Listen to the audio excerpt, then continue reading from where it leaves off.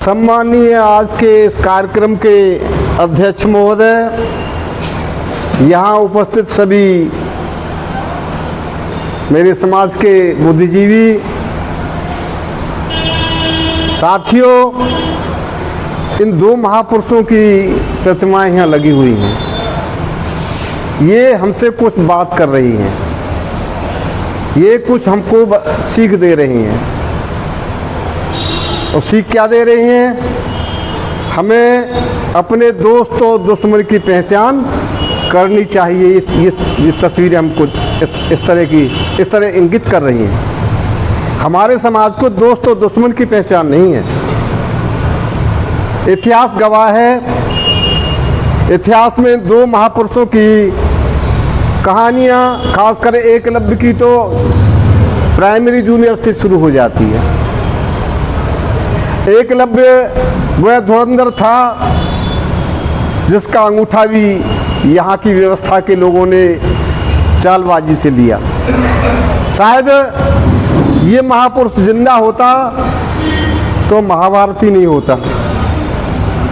इसकी सानी का कोई देश में पैदा ही नहीं हुआ जैसा इतिहास बताया गया है। लेकिन दुश्मनों ने छल कपट से इस आदमी के इतिहास को मिटा दिया और क्या जोड़ दिया कि गुरु दक्षिणा, गुरु का सम्मान बड़ा होता है। बताओ, ऐसे भी गुरु, आज ऐसे गुरु दिखाई दे जाएं तो शायद लोग जिंदा नहीं छोड़ेंगे उसको। तो हमें भूत, वर्तमान और भविष्य पर ध्यान देना चाहिए। भूतकाल की दोनों प्रतिमाएं हो चुकी हैं। एकलव्य की 26 जनवरी 1950 से पहले का इतिहास है और फूलंदे जी का जो इतिहास है 26 जनवरी 1950 का बाद का इतिहास है। खासकर आज इनकी शहादत दिवस के रूप में हम इधर बैठे हैं तो चर्चा का विषय यही इन्हीं के ऊपर होना चाहिए। हमारे साथियों ने बता दिया है कि किन परिस्थितियों में पैदा हुई, इसका इतिहास यहाँ बैठे हुए सभी लोगों को मालूम है। और किन परिस्थितियों को इन्होंने झेला। सामंतवादी लोगों ने इन्हें वो यातना दी, शायद आज भी किसी को इतनी यातना नहीं झेलनी पड़ी है। लेकिन इनको झेलते हुए अभी हमारे साथी कह रहे थे और कोई होता तो आत्महत्या कर लेते, इसमें कोई शक नहीं। इन्होंने अपनी हिम्मत को बदस्तूर रखा और उन सामंतीवादी लोगों को, जुल्म करने वाले जालिम को जड़ से मिटाने का काम किया। ऐसी वीरांगना थी फूलन देवी, जिन्होंने उन सामंतीवादी लोगों को, जो मनवादी व्यवस्था से ग्रस्त थे, 22 लोगों को एक कुएं की मिल के किनारे खड़ा होकर के उन्हें सबक सिखा दिया। कौन क्या कह रहा है, हमें तो ऐसा लगता है कि पूरे विश्व में इनके मुकाबले की कोई महिला वीरांगना नहीं है। क्योंकि 22 लोगों को एक साथ दफना देना, अपनी इज्जत को बचा करके उनसे प्रस्तुत करना, ये हंसी खेल नहीं है। प्रदेश में दो ठाकुरों की सरकार थी। बीपी सिंह यहाँ के मुख्यमंत्री थे और मध्य प्रदेश के अर्जुन सिंह मुख्यमंत्री, दोनों जगह ठाकुर थे। शासन सत्ता का बहुत बड़ा असर होता है। आप देख रहे हैं, जो लोग जवान खोलते हैं उनके घर गिरा दिए जाते हैं, शासन सत्ता की देन। और लगभग 40-45 तो ठाकुर एक ऐसे हैं जिन पर 100, 50, 150, 75 मुकदमे दर्ज पंजीकृत हैं। वो पहली प्रायोरिटी में गिरने चाहिए। उनके मकान, दुकान, उनके कारोबार पहली प्रायोरिटी में ध्वस्त होना चाहिए। लेकिन सरकार का मुखिया उनका है, इसीलिए उनकी तरफ तो उंगली भी नहीं उठा सकता है कोई। अब हमें सोचना होगा कि मुलायम सिंह यादव को हमें धन्यवाद देना चाहिए। उन्होंने इन पर लगे हुए सारे मुकदमे, जैसी सरकार उनकी वापस आई तो इन पर लगे हुए सारे मुकदमे उन्होंने वापस लिए। इतना ही नहीं, मुकदमे वापस लेने के साथ साथ मिर्जापुर से 2 बार सांसद बनाने का काम किया। इसमें कोई दोरा नहीं, अपना अपना ही होता है। मुलायम सिंह यादव बीसी से थे, ये भी बीसी वर्ग से आते थे। भाई हम तो एससी और बीसी के लोगों का एक जैसा ही हाल है। इस देश में 4 वर्ण हैं, ब्राह्मण, क्षत्रिय, वैश्य, शूद्र। शूद्र वर्ग में आने वाली कौमें जिनकी संख्या 6747 है, आज उनका कोई रहबर नहीं दिखाई दे रहा है। और रहबर का मतलब है सत्ता में नहीं है वो लोग। इसीलिए आप देख रहे हो 27,764 विद्यालय बंद हो चुके हैं और 32,000 दारू की दुकानें खोल दी गई हैं। तीनों ब्रांड एक ही जगह मिलेंगे, इंग्लिश मिलेगी और वो ठर्रा कहते हैं उसे वो मिलेगा, और साथ ही साथ बियर मिलेगी। तो चौथे वर्ण के लोगों के पास बड़ा लंबा चौड़ा कारोबार भी नहीं है। उन्हें अपने आज़ादी के बाद से कुछ सींच करके, मेहनत मशक्कत करके, नौकरियों में, बिजनेस से कुछ कमा लिया है।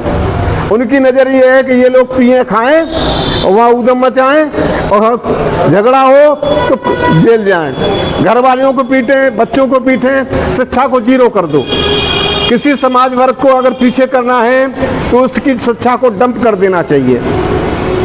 आज हमें कान खोल लेना चाहिए, अपना दिमाग लगा देना चाहिए। ये जो बीज है जहाँ बैठे हम, इसको गांव देहात में फैलाइए।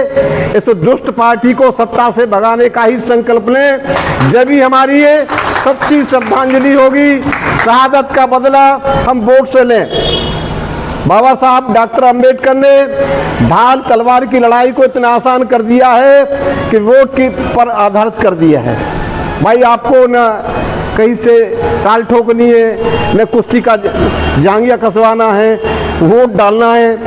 आप बटन दबाएं, जिसको बटन दबाएंगे वो लखनऊ और दिल्ली पहुंच जाएगा। अब समय हमारी जिम्मेदारी बनती है कि अपनी विचारधारा के लोगों को लखनऊ में बैठाएं, अपनी विचारधारा के लोगों को दिल्ली में बैठाएं। अभी 22 जून को हमने अपने समाज का कार्यक्रम किया तो आचार्य जी मौजूद थे, शायद दिवाकर जी भी थे।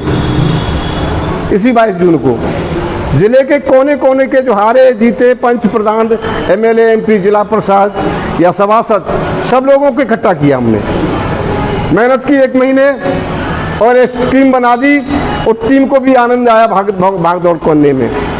कुछ लोगों ने हमें जगह दी फ्री, कुछ लोगों ने एक आदमी ने खाने की व्यवस्था कर दी 35-40 हज़ार की, और एक व्यक्ति ने तो हमें भारतीय संविधान की किताबें भेंट कर दी और उनको भारतीय संविधान की 500 किताबें भी हमारे लोगों ने दी। उम्मीद ये थी 250-300 लोग इकट्ठे हो सकते हैं, 400 हो सकते हैं, लेकिन आदमी इतना इकट्ठा हो गया, दूना इकट्ठा हो गया। किताबें भी कम पड़ गई।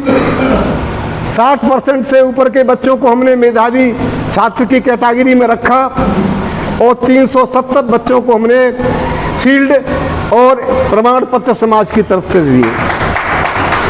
तो मेरा आपसे निवेदन है, जैसे एक इकाई के रूप में हमने काम किया, आप एक इकाई के रूप में काम करें। 6747 जाति के लोग अपनी अपनी जातियां खत्म नहीं हो रही हैं। जातियों का घेरा इतना मजबूत बना दिया इन व्यवस्था के लोगों ने, जातियां खत्म नहीं हो रही हैं। लेकिन इतना हो सकता है, जाति तोड़ो समाज जोड़ो। भाई कहीं कश्यप चुनाव लड़ते हो तो बघेलों को, दिवाकरों को, सूरवंशियों को, नाइयों को, धीमरों को, कोलियों को, सब लोगों को जुट करके हमें देखना है हमारा आदमी चुनाव लड़ रहा है। इतना तो हो सकता है। कहीं बघेल चुनाव लड़ता हो तो सारे लोगों को सोचना चाहिए कि हमारी चौथे वर्ण का आदमी चुनाव लड़ रहा है। अरे उनसे तो बढ़िया रहेगा वो। आपका इतना भी काम न करे तब भी आपके अंदर गौरव रहेगा, हमारे समाज का हमने वोट दिया है। और उसे लड़ने की कोशिश करोगे, काम करेगा भैया। जब आप चुनोगे तो काम करेगा। आपने चुन तो दूसरे लोगों को दिया है। आज 70 की 7 सीटें उन बेईमान विचारधारा के लोगों पर है, 2 MP की सीटें उन्हीं लोगों के बीच में है। तो तुम्हारा काम कौन करेगा भाई? अगला तुमको कदम ऐसा उठाना है, आने वाला समय आपके हाथों में है। अब तो जो बीत गया तो बीत गया।